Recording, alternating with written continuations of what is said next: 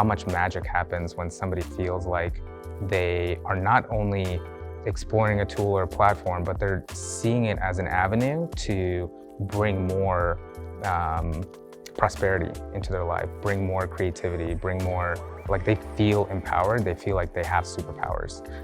And that to me has like been the engine of our success so far, and I think will remain the engine of what creates a strong business around, putting more power into people's hands.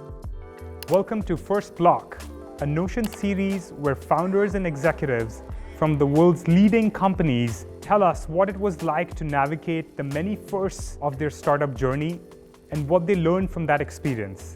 I am Akshay Kothari, Notion's co-founder and COO. Today, I'm joined by Vlad Magdalin, co-founder and CEO of Webflow. Webflow is the leading visual development platform for building powerful websites without writing code. Good to see you. Thanks for having me. Coming. Welcome to First Block. Thank you. Thank you for having me. It's a pleasure. So let's start at the beginning. I guess it would be great to just hear, how did you meet your co-founders? One co-founder is my brother. So I've known him since he was born. He's younger than me by 4.5 years. My second co-founder, Bryant, when I was at Intuit, we created this, me and this other designer started this thing called Intuit Brainstorm, which turned into a legitimate business, like a SaaS-based business inside of Intuit. And Bryant was our first hire, first engineering hire. By the time I started Webflow, it was one of those perfect timings where, hey, we worked together a ton in the past. Back end way more than I know. I'm able to sort of lean into that area, and it was the perfect combination. So the three of us just off to the races. Initially, it was just my brother and I for a couple months, and then as we got some traction, convinced Brian to join. So I think a lot of people say it's actually harder to almost co-found a company with your family or with or your close friends. Mm-hmm. I think when you look back at sort of the partnership the three of you've had, I guess, is there a secret that you've had this healthy sort of relationship? Yeah. I think for us, trust was built in from the very beginning. One, my brother and I always had a great working relationship where he's great at things that I suck at, and I'm great at things that he's not great at. The fact that we had a third person that wasn't in the family, so to say, almost became Bryant became more like a brother. Sometimes he's sort of referred to as the honorary Magdalin, and my brother became more of a, I became to see him more as a co-founder rather than a brother. So the three of us kind of felt the same in terms of brotherhood or co-founders, where there was not really a special treatment between whether you're family or you're a co-founder. And maybe it was that balance of having this outsider that was not in the family that kind of created a strong bond between us. But it also depends on the sibling, right? I can't imagine starting a startup with my other two brothers. Can you talk a little bit about the early days? You mentioned there were very complementary skill set. Can you expand on that? How did the three of you bring your different skill set? How did you sort of invest in each other? I mean, it was we were building a product that Sergi was as the product designer, as the main designer, he was the core customer. We were building a solution to get him to build really powerful websites without a Bryant or myself or a developer in the picture. And so we had that core strength of somebody who really understood HTML, CSS, to a degree JavaScript, and was thinking, how do you visually abstract this into a UI that other designers like himself would understand?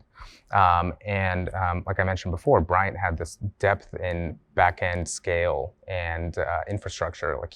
The previous startup that he helped co-found was one of the fastest growing startups in terms of the amount of data ingested, how you really leverage compute and set up a server infrastructure to handle large scale. And I had come from I was a 3D animator and kind of a designer that had this, but I switched to programming. So I had this really heavy front end lean that respected design and respected how hard it was to build kind of the back end side of things. And it was just this perfect combination of well, you're an expert in this, I'm an expert in this, you're an expert in this, and just like, let's run. And I think the first 6 months we were at this place called the Hacker Dojo in Mountain View. Oh, It was just like the Yeah. three of us sitting around a table and like, 95% of the time, like heads down, either designing or coding. But the times where we would sort of like take our headphones off and spend time together, like reconciling something or debating something, just felt like there was like this natural both inclination towards our strengths and also this natural tension between everyone had an opinion about everything else. You came to the US as a refugee when you were 9 years old. Can you talk a little bit about how that sort of impacted your founder journey? Yeah, it's honestly, it was just the combination of 1,000 different events that were just all, in hindsight, seem like blind luck from how that entire journey happened. But I think the most important thing is it gave me this perspective that life was so much worse, or would have been so much worse, where I would have grown up. This was like southern Russia, back in the USSR still, that I kind of have nothing else to prove, right? So it's not like I had a chip on my shoulder that I want to start like a large company or do something to like make a name for myself. I already felt that I've been incredibly lucky to be saved from like the life I would have had back in Russia. Like it gave me this perspective that like everything is kind of upside. It also, because of the way that my parents were very poor, but they lost half of their earthly possessions moving over here. It was kind of like lost in the air travel here. Half of our luggage was physically gone when we landed. And went through like multiple years of my parents trying to learn English, being on welfare, trying to find like some way to make a living. And through that, it really built up this work ethic that you kind of just had to like pitch in and figure out how to help the family. And that just taught me that just the value of hard work. Incredible. I resonate with a lot with that because I didn't have nearly as hard as that, but I think a lot of the sort of like good fortune of being able to come to the US is very much shared, Yeah. I think.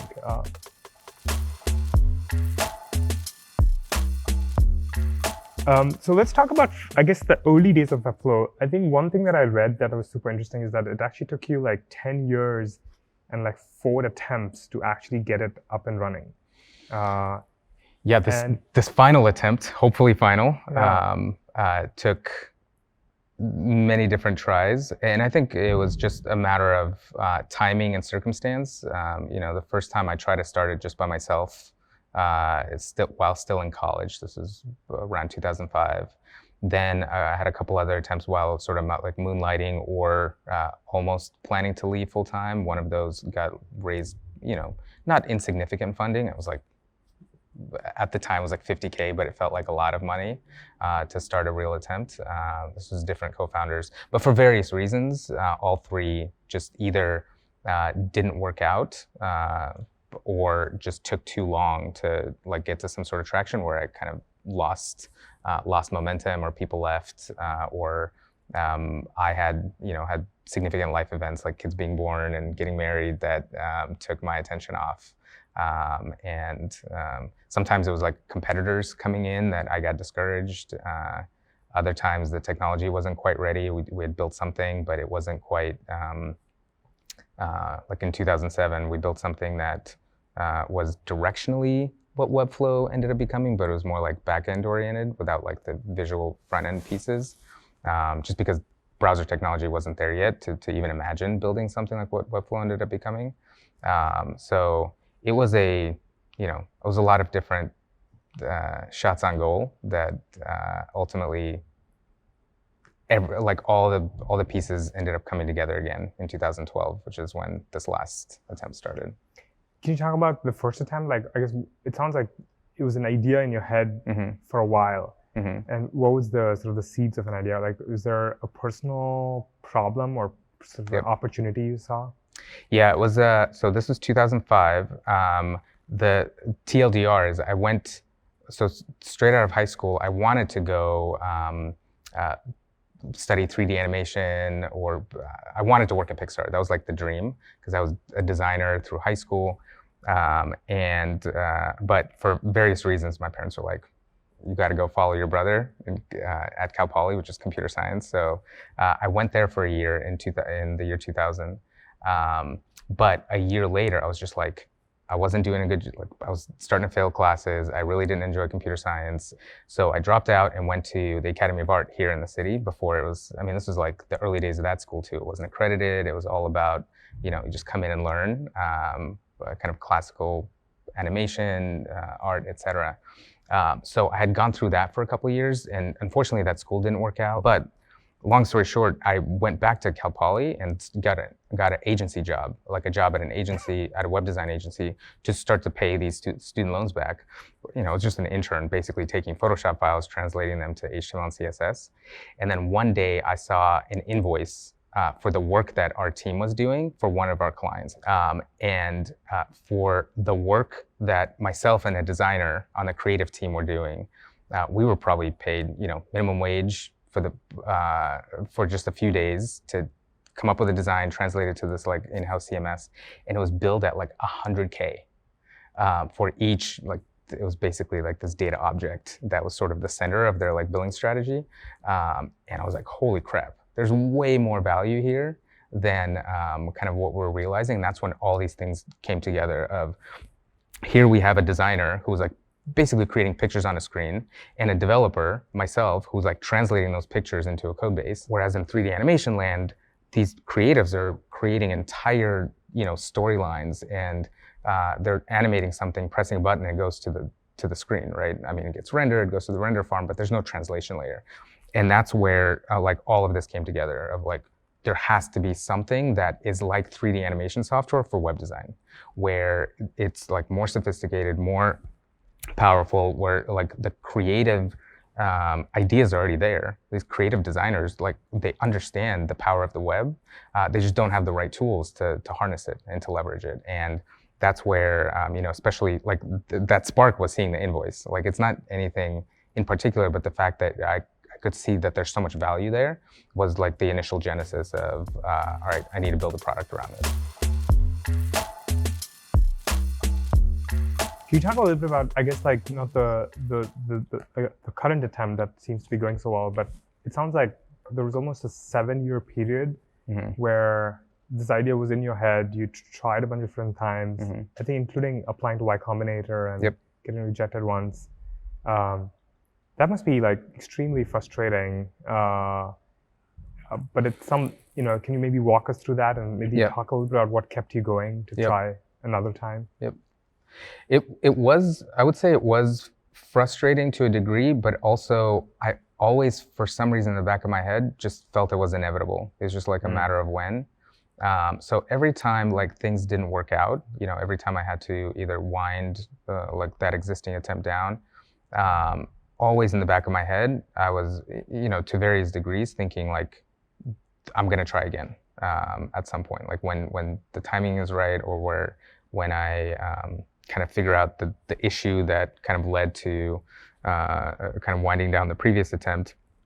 So maybe it was like exuberant optimism, or just some idea in the back of my head that there has to be a better way, and I'm going to make it happen at some point in the future. I don't know what to attribute that to. I just like maybe stubbornness, maybe just this kind of assumption that I'm gonna figure out some way to do it, but at various times prioritizing different things. Like when my first kid was stillborn, I had to focus on the family for a while before all those ideas kept rushing back. Can you talk a little bit about that? Like, I guess in this phase, I think a lot of entrepreneurs try it, sometimes it doesn't work, but life happens, right? And I think you have to sort of figure out a way to balance that also in terms of just making sure your spouse, your kids are able to. How did you manage that in that time? Honestly, it was pretty tough. Most of the time, I made the call to prioritize family, and this fourth time. So pretty much every time I decided to kind of wind things down, especially the third time, when we had incorporated, we had like raised some funding, we started building a product, we had a founding team, but I had to make a decision between like, do I quit my job and go forward? And then we had some trademark issues, and basically things like slowed down to the degree where I had to take a bet, like, would I go full time despite those things and try to figure out how to like keep funding while I'm try to figure out how to grow my brand new family and support them. And I had made the call to not risk too many things, right? Just because my first daughter was just born, we were not in a great financial position, so I just decided not to take that risk, which was the prudent call at the time.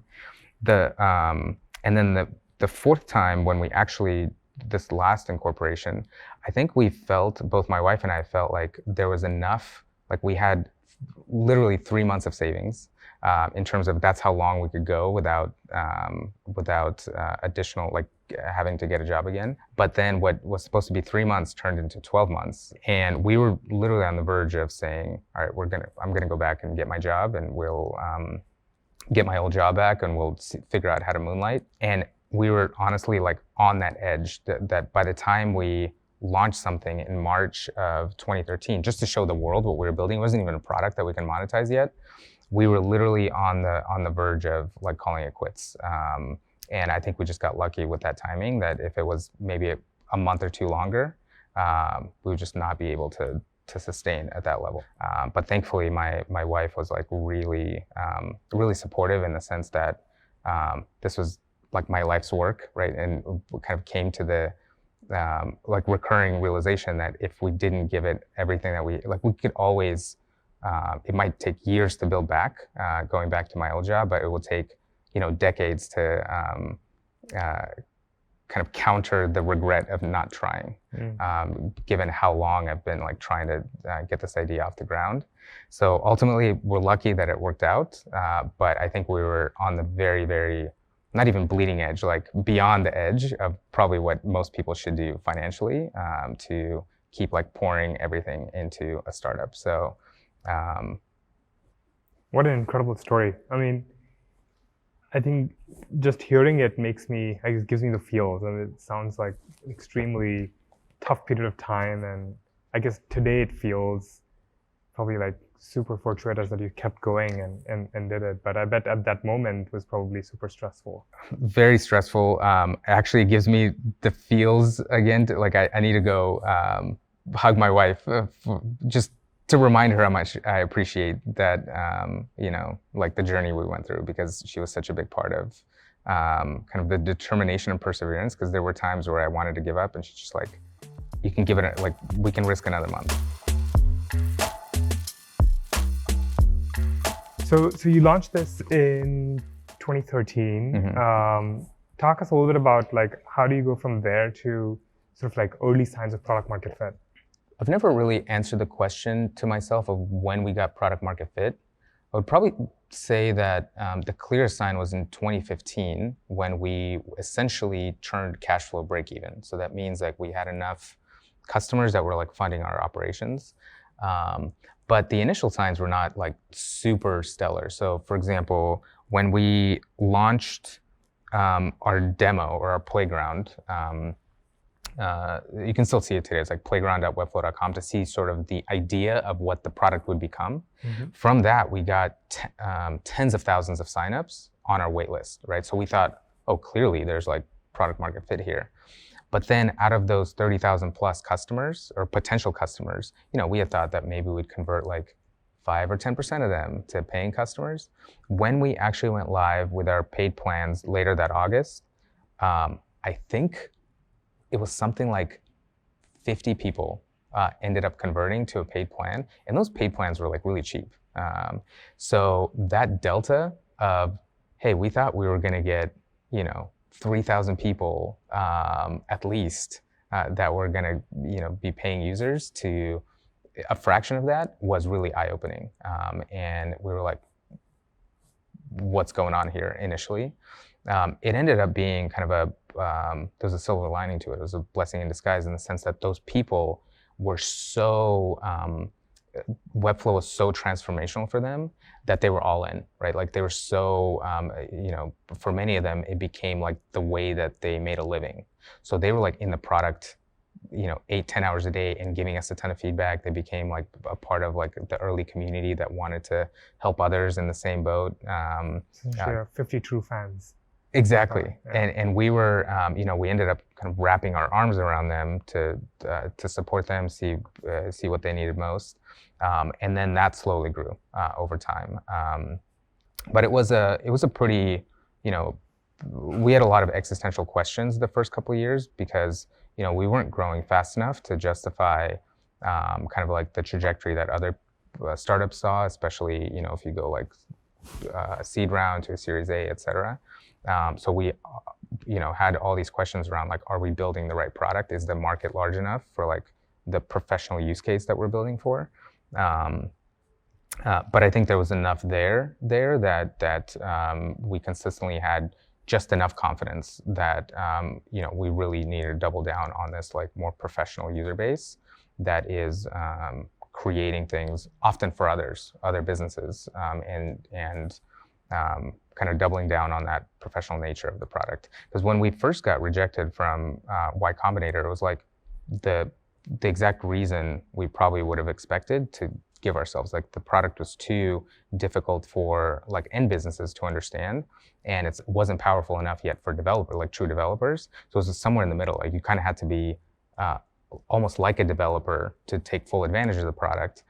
But the value was more to individuals or smaller businesses that didn't have access to a developer. So it was like this weird middle zone that we sort of fit into, and we had to decide to keep like doubling down on that core user base because those are the only people who really knew that were using and paying for the product. So it felt like that's we had to honor that and keep investing into that part of our user base. One thing that was unique as I was reading up was that I think you sort of had this like seed round, but then you went a while without raising another round of funding. Yep. It sounds like because you maybe like became cash flow positive. Can you talk a little bit about that? Was that intentional, and would you do the same thing again? Yep. Definitely not intentional from the get-go. So what happened was we struggled a lot actually in our initial seed round, even post YC.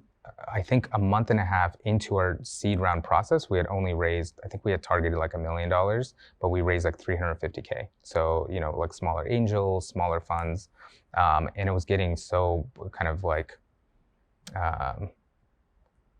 the word I would use was I was distraught. Like every morning I would wake up and it's like, okay, here's another like 5 investor meetings where we're gonna either get no's or why this isn't gonna work, or kind of not hear from them again. I remember like a conversation we had with Paul Graham, and this was like the last batch that he was involved in YC. And he was like, look, clearly it's not working for you guys to keep raising money. You're not spending time on the product. You're getting, you're hearing voice from your customers that nothing's improving because you're just focusing on fundraising. You can just, you raised enough that the 3 of you can keep working on it for a year, right? We had enough that we can just pay ourselves like a reasonable salary and kind of just go heads down. So when we let investors, kind of everybody who was in that process, know that, hey, we're like stopping fundraising, a few more came in. It was like, no, we're just, we were kind of waiting on the sidelines. So thankfully we were able to raise that first initial seed round. It was like ended up being $1.4 million. It's funny how saying no usually. Yeah. And we weren't even saying no in the FOMO sense of, we were just not literally even trying to do that. Yeah, we were just like so tired. And we just said like, we're not going to keep fundraising. Like we're just going to go back to building. And thankfully that led to kind of like this groundswell of, wait, maybe we want to be part of it. But then, like I mentioned before, we just weren't growing super fast. And even though we've had some conversations around like a Series A, we just didn't have the metrics. And we were burning cash to the degree where, it just was not sustainable. So that's when we made the call to stop hiring as quickly, to essentially like, by virtue of survival, get to default alive, because we just didn't see a clear path to kind of the traditional raise a Series A and kind of go that same round. I think that was, the non-intentional part of it, where Almost kind of necessity. yeah, almost a necessity. But by the time we got to cash flow break even, it just felt like we're kind of in control of our own destiny. Things kept working pretty well. Like we didn't feel the need to go out and raise additional funding. And then over time, that even though we weren't growing amazingly fast, it was enough and it compounded quickly enough that we just built a pretty strong business like 7-8 years later. And that's when we got a lot more sort of inbound interest around partnering with kind of more traditional venture partners. And that's what led to our Series A, I think in 2019. So what, 6.5 years after. Let's switch gears a little bit. Maybe talk about hiring. Can you talk about maybe the first hire you made, and how did you find that person? So the first hire, it was our front-end engineer. His name was Dan. It was kind of a fluke because I didn't have a big network at all. So I grew up in Sacramento. I literally only knew one other developer, and I had met him at this WordPress meetup like 3 years before. So I sent him a note, like with the intention of trying to hire him, basically asking the question, who's the best person that is like into front-end engineering, fully expecting him to say, hey, I'm down for the job, etc. But he said, you should talk to this guy named Dan. And he was working at a web design agency, but had created his own front-end framework for animation. And it was like the perfect overlap of like, hey, here we're trying to empower designers to become front-end developers. And there's like incredible technical depth, like not just what you would expect from a front-end engineer, like building screens, working with React. Well, React wasn't even a thing at the time, but thinking very systematically in first principles around like web core principles and web engineering.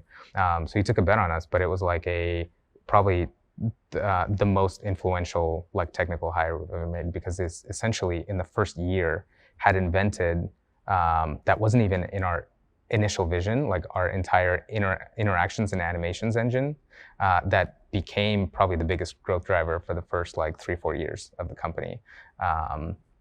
He was at Webflow for 10 years and is now moving on to do amazing new things.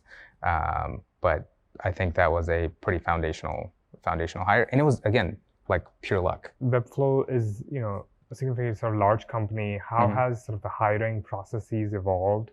And maybe can you talk a little bit about sort of like what you've learned specifically around like leadership hiring? I mean, it's evolved probably 100 different ways, but I think the thing that has remained consistent is alignment to the mission. Like that is we've learned a few times that even when like skills, experience, et cetera exist, but there's just, you're kind of foregoing this excitement around empowering other people to create for the web. And that's sort of, when that's something that's more of a side thing for somebody, it's like, yeah, that's interesting, but I'm here to do a job. That has almost never worked out. So that has remained a constant around like why are people joining, and how much is the core mission and a part of the reason why they want to be part of this mission or this core team. The second thing, especially around leadership hiring, especially lately, I've been leaning a lot more into kind of leaders who sweat the details. So there's kind of a tendency, or there was a tendency over the last few years where there's more of a focus on just people management or just leadership or people leadership in terms of kind of supporting a team, empowering a team. All those things are super important, but leaning more towards the details and the craft of like the thing that you're building together, and the importance of a leader like really understanding those details to set a really high bar for not only what the team kind of creates together, but also the people that join the team, the kind of the way that the team works together is a reflection usually of kind of what the leader brings to the table. Just nothing like a leader that is like holistically is almost like a representative of the product, the mission, the vision, the culture across the entire stack, not just like one part of that. In many ways, wanting sort of a builder mindset. Yep. Yep. Recently, I've been seeing there's been just rise in companies building in public. And I feel like you all have like a public wish list that you publish. Can you talk a little bit about like how you all landed on that and maybe like how that has allowed you to sort of engage with the community more? So I think we landed on that pretty quickly from the very beginning. So the first thing we did was we set up a forum. This was before we even launched. We set up like a user and community forum, and we saw a lot of requests bubble up through that, but it was really tough to manage because you have many separate threads, like loudest voices usually win. In our forum before that, people wanted everything. And in this wish list that we set up, we created this dynamic where you had to use a Webflow account to upvote something, and you only had a certain number of votes. So to vote for something else, you kind of had to remove a vote from another area. So it almost created this like stack ranking algorithm or stack ranking effect where people really had to choose what they really wanted. And we gave the power for folks to like dual vote. So if they really wanted something, they could use like 5 of their 10 votes on this one thing to show like how much that was needed in their area. So it gave us like this really rich input into what is missing in the platform. So that's a big benefit of that. The shadow side is that you can never build everything, right? And a lot of times things that got a lot of upvotes were not necessarily always strategic for us, or that we would get to next, or so it didn't always represent like a one-to-one mapping between what we believed was the most important thing to build for the company. In hindsight, I would say there were times where like user insight was probably more right than what we thought was the next most important thing to build, right? Like we might have thought this would be a cool new area of functionality, whereas a lot of our users are saying like this core thing is broken, please like focus on that before building this new shiny thing. Other times it created a pretty a set of tough conversations between like why is it that this top most voted thing is not getting a lot of attention for years, right? So it's come with its, I would say, overall it was largely net positive, but it had some downside to like the appearance of building in public, whereas in some cases we had to be like pretty honest with like, hey, we're not going to work on this area. And sometimes the toughest one was when we would take an idea and actually devote a lot of time to it and tell our community that we're working on it, and then realize either it was too hard to build, or some business constraints, or some technical constraint, or some other reason why something else made sense. And to go back on our commitment was like a really, really rough series of conversations with our community many times. So I would say it's a tool like anything else, but it's not like universally perfect or universally bad, depending on, it all depends on like the kind of relationship you have with your user community. And for us, I think it's been pluses and minuses, largely beneficial, but also has caused some of these like rough edges in how we interface with our community. Another unique thing, I guess, that I noticed was that I think in the early days you avoided looking at enterprise customers. And this is something that I guess sort of the Valley keeps talking about, is always move up market. And I think Notion has also not done that. And so I'm curious, like, what made you decide to, not do that initially, and then how did you sort of move into it gradually? I mean, initially it was very much based on YC's advice, other advisors that we had, who essentially saw the pattern that we encountered with our first enterprise customer, this is like 2015, where you're very tempted by the revenue, because our first enterprise check was something like, it was like 250K when we had maybe $1 million in the bank. So it's a material amount of revenue and cash, but it came with, thankfully we were able to avoid these strings in our first deal. But typically, like, the initial pressure was like, essentially we would be building our product towards the needs of this much larger company. Yeah. And that seemed like an existential risk. Like, it seemed like it would help our business in the short term, but over time we would lose like this special kind of first early adopter community that was, for whom Webflow was not just like a helpful part of their business, it was their livelihood at that point.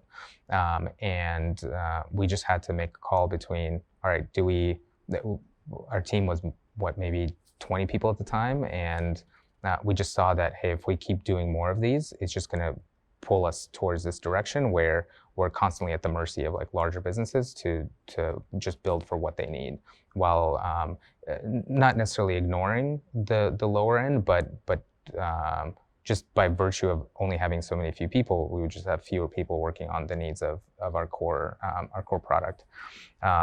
So it wasn't until we were probably at, trying to remember the revenue scale, maybe 25 million in ARR, that we started to legitimately we started to see so much like organic demand of just existing upmarket customers who were on our self-serve plans to get more, right? Whether it was like single sign-on or account support or like deeper security features, et cetera. And that's where it became, we started seeing it more as incremental rather than as like a replacement of our core business. So that's when we started layering on more enterprise functionality, had like an enterprise offering, and that's sort of the direction we're heading in now, where it's not like a shift to a different type of customer, but an expansion beyond our core customer base to go more upmarket. And that's been a more like natural and organic way to explore it, where we're, it's still like a relatively small part of our business, like around 20%. But we're finding ways to do it kind of in conjunction with our core product and our core business. You mentioned there was a time when you sort of hit $1 million ARR. Mm-hmm. Can you sort of go back in time and sort of tell me more about that particular milestone?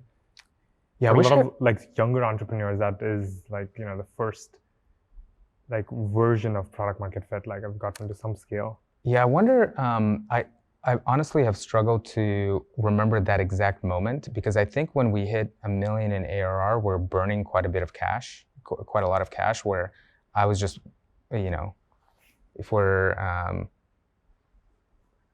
I don't know, making whatever it was, around 100K per month in revenue, we were probably burning 150 in expenses, and it just like looked existentially bad. So I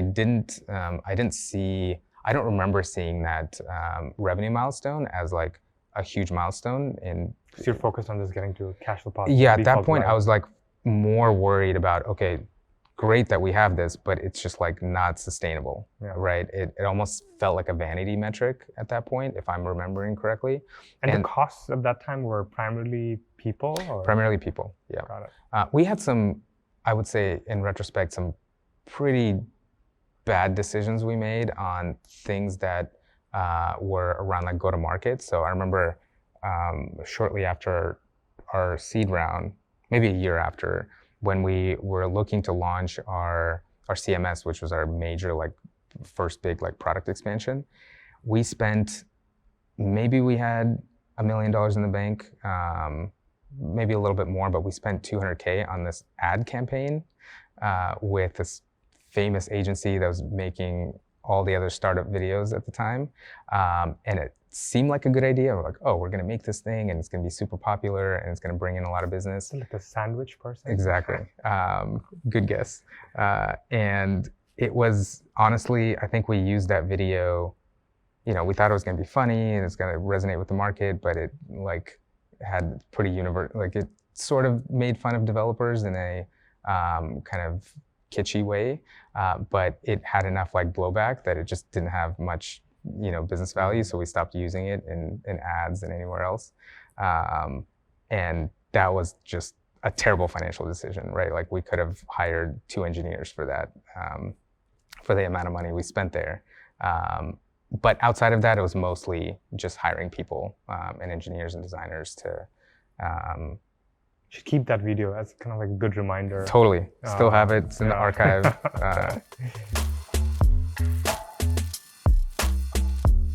You know, one of the things you've sort of believe is, you know, Webflow has really helped spark this no-code revolution. And that's really transformed much of the software landscape over the last few years. I guess as you look into the future, do you have a vision for where this goes in the next 10 years? Sort of all the trends that are coming together right now, put together, you know, no code, low code, AI. I think it still feels that we're at the beginning of this kind of democratization revolution of getting more people to create software or like benefit from the leverage that software can bring. Maybe roughly 1 to 2% of the world right now is like creating software in any meaningful way, even with like the advances in AI, while the vast majority of the world, especially the world that's online, is benefiting from software being a part of their lives. So I think over the next 10 years, we're going to see that that percentage hopefully rise to if not close to, maybe half of the degree of what, like the way that literacy exists today, right? For every person that is able to read a book, like people have the fundamental skills and to a degree, like the steps that they can take to like write and distribute a book, right? We're still nowhere near that when it comes to software development and like creation of not only traditional apps, but just leveraging software in our day-to-day lives, right? Like Notion's been a big part of creating like automation light, sort of like automating things that typically you might do manually or, but I think we're just like scratching the surface of what's possible, even with the AI tools we see today. So I think the next 10 years are going to be transformational in that way, where no matter what happens to like these platforms or these businesses, I think they're all going to be part of the story of how do you get the world to think of software as like a key thing that you use to solve everyday problems, whether they're like business, personal, or otherwise. And I don't know, like I don't have enough confidence to prognosticate exactly what that's going to look like. But my hope is that 10 years from now, it's like a normal thing to have a kid that is like 10 years old using software to solve like real problems or like automate things in their life or whatever, the same way that they use math today or use writing or use like Play-Doh or Legos. I love that. I think there's a lot of similarities to how we think about sort of the future of the world, and I think there's this general push that I think Webflow and Notion is doing just towards making more people like into the creation phase rather than just consumption phase. Yep. So inspiring. All right, we ask these 2 closing questions to all our guests. So here's the first one. Describe a day in your life. How do you start your day? Do you have any sort of customs or rituals that you do every day? Kind of boring. The days almost always feel different, but they almost always start the same. So I have this kind of pretty easy but challenging enough 5-minute workout that I do every morning. Right before I shower, and I have a gratitude journal where I jot down a few things morning and evening. And typically I'll like either drive to work or if I'm at home, like walk the dog and then settle with in my home computer in my home office. But that's really the net sort of rituals of my life, right? Like always starting every morning roughly the same. And I have like other workout routines throughout the week, but that has been, I wouldn't say like fully transformational, but like a steady thing that helps me get grounded. I've tried all sorts of like meditation practices or whatever. This is the only thing that stuck, is like something physical, something like a little bit challenging, something that makes me feel healthier and like start the day on like a positive note. And what about sort of the evenings and family time? Are there like certain time you try to get back at and you plug back in? Yeah, evening is pretty sacred. Like my daughters are at a point now where, one's going to high school, just started her first year in high school. One is 2 years away from that. So they're kind of at the point where they don't want to spend time with me organically. Like, you have to do more to create that space, to build relationships. After the first year, it was really important for me to create a culture at the company where, like, we're not working nights and weekends. And when I'm home with the family, it hasn't always been, 100% adherence, because there's some like tough moments, especially through the pandemic, that I had to take some, extra time to focus on fires. But, I try to be home at like 5:36 most days, where we can have dinner as a family, and that is just like irreplaceable. So to me, like, family is, if I had a choice between family and like Webflow going to zero tomorrow, easy choice, right? Like, it's that's where most of my kind of sense of self and belonging and purpose lives, even though my sense of purpose with my work is so, such a big part of my life. Like, there's nothing, like, it's not even in the same. Family clearly wins. So. And then the last question, if you were to write a book about what's gotten you to this point in your career, what would you title it?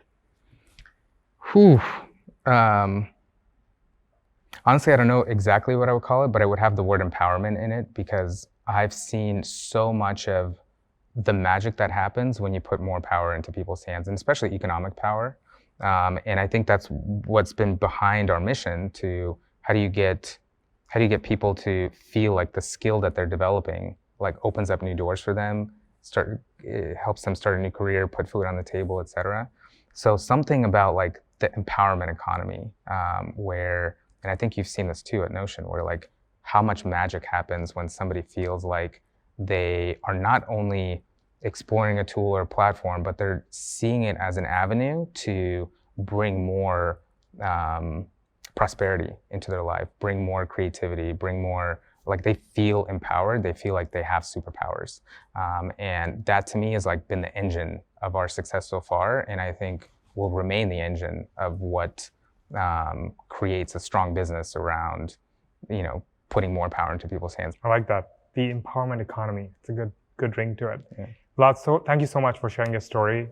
So inspiring, and I really appreciate the time you spent with us this morning. It's an honor to be here. Thank you for having me. First Block is brought to you by Notion for Startups.